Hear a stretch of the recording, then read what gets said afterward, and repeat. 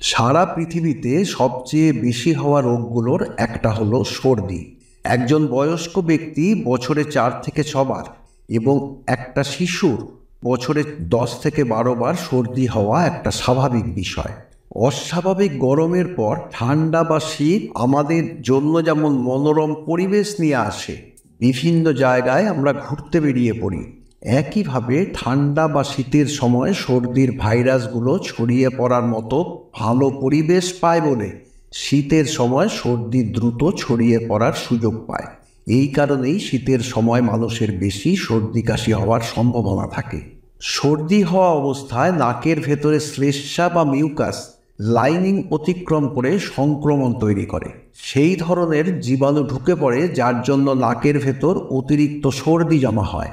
ডাক্তারি শাস্ত্রে যেটিকে রাইনোরিয়া বা রাইনোরাইটিস বলা হয়। সর্দির জন্য আমরা প্রত্যেকে ভয়ানক কষ্টের মুখোমুখি হই। সর্দির সমস্যাগুলোর সাথে আমরা সবাই পরিচিত, যার নাম সাইনাস কনজেশন। সাইনাস কনজেশনের সাধারণ লক্ষণগুলো হলো নাক দিয়ে শ্বাস নিতে অসুবিধে, নাক বন্ধ, মুখে ব্যথা বা চাপ চাপ ভাব, চোখের পেছনে ব্যথা, দাঁতে ব্যথা এবং কোনো গন্ধ না পাওয়া। এর থেকে মুক্তি পেতে আজকের ভিডিওতে আপনারা এমন কিছু টিপস জানতে পারবেন যা কয়েক সেকেন্ডেই সর্দির সব সমস্যা কমিয়ে দিয়ে সর্দির সমস্যাগুলোর থেকে একটা বিরাট পরিবর্তন আনবে। আমি আপনাদের প্রতিশ্রুতি দিচ্ছি যে আজকের ভিডিওর টিপসগুলো মেনে চললে আপনি সর্দি থেকে কয়েক সেকেন্ডের ভেতর বিস্ময়করভাবে রেহাই পাবেন। সম্পূর্ণ ভিডিওটা দেখুন। আপনার কানের ভাইরাস এবং ব্যাকটেরিয়ার জন্য আপনার সাইনাস অঞ্চলে ব্যথা হয়, সেই সাথে শুরু হয় বিরক্তিকর নাক বন্ধ সমেত আরও অনেক অসুবিধে। শুয়ে বা বসে কোনোভাবেই আরাম পাওয়া যায় না। ভিডিও শুরুতেই জেনে নেওয়া যাক কিভাবে আজকের টিপসগুলো কাজ করে। কয়েক সেকেন্ডের ভেতরে সর্দি থেকে মুক্তি পেতে এবং বন্ধ নাক খুলতে আমাদের প্যারানাসাল সাইনাসগুলোর বিষয়ে একটু জেনে নিতে হবে। আমাদের নাকের চারপাশে ছোট ছোট ফাঁপা হাড় থাকে, যাদের প্যারানাসাল সাইনাস বলা হয়। এদের নাম হলো ফ্রন্টাল, ম্যাক্সিলারি, ইথময়েড এবং স্ফেনয়েড। এগুলোর একটার অন্যটার সাথে যোগাযোগ থাকে। প্রথম পদ্ধতি হিসেবে আপনার ডান হাতের বুড়ো আঙ্গুল ঠিক বাঁ গালের হাড়ের নিচে এমনভাবে রাখুন যাতে আপনি আঙ্গুল দিয়ে ভেতরে এবং বাইরের দিকে ঠেলতে পারেন। এইভাবে বুড়ো আঙ্গুল বাঁ গালের নিচে রাখা অবস্থায় বাঁ কানের নিচের অংশ, যাকে আমরা কানের লতি বলি, সেই বাঁ কানের লতি বাঁ হাত দিয়ে বাইরের দিকে 10 সেকেন্ডের জন্য টেনে ধরে থাকুন। আপনি বুঝতে পারবেন যে বাঁ দিকের সাইনাস খুলে গেছে। একইভাবে আপনার বাঁ হাতের বুড়ো আঙ্গুলটা ডান গালের হাড়ের নিচে এমনভাবে রাখুন যাতে আপনি আঙুল দিয়ে গালের হাড়টাকে ভেতরে এবং বাইরের দিকে ঠেলতে পারেন। এবার ডান হাত দিয়ে কানের লতি বাইরের দিকে 10 সেকেন্ড ধরে টেনে রাখুন।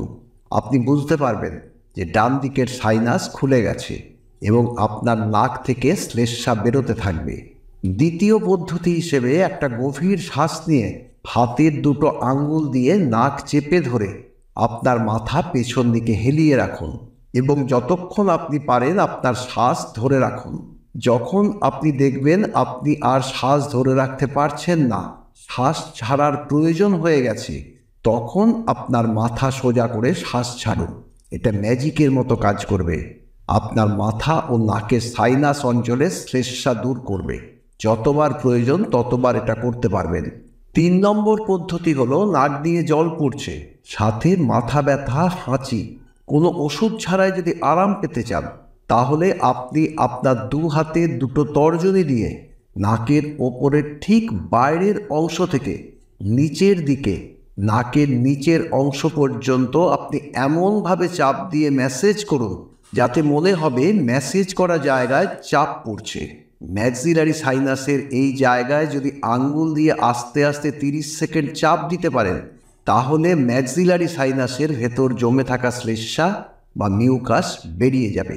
এর পরের পদ্ধতি হলো 2 চোখের দুপাশে যে দুটো সাইনাস পয়েন্ট আছে, যার নাম এথময়েড সাইনাস, সেই দুটো পয়েন্টে যদি আস্তে আস্তে চাপ দিতে থাকেন, তাহলে জমে থাকা শ্লেষ্মা বা মিউকাস আস্তে আস্তে বেরিয়ে যাবে।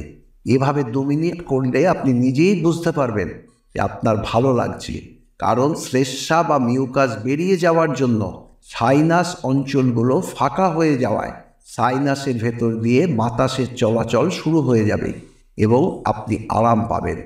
আজ এখানেই শেষ করছি, তবে শেষ করার আগে বলি, যখনই প্রয়োজন তখন এই টিপসগুলো ব্যবহার করুন এবং আপনি দ্রুত ফলাফলও পাবেন।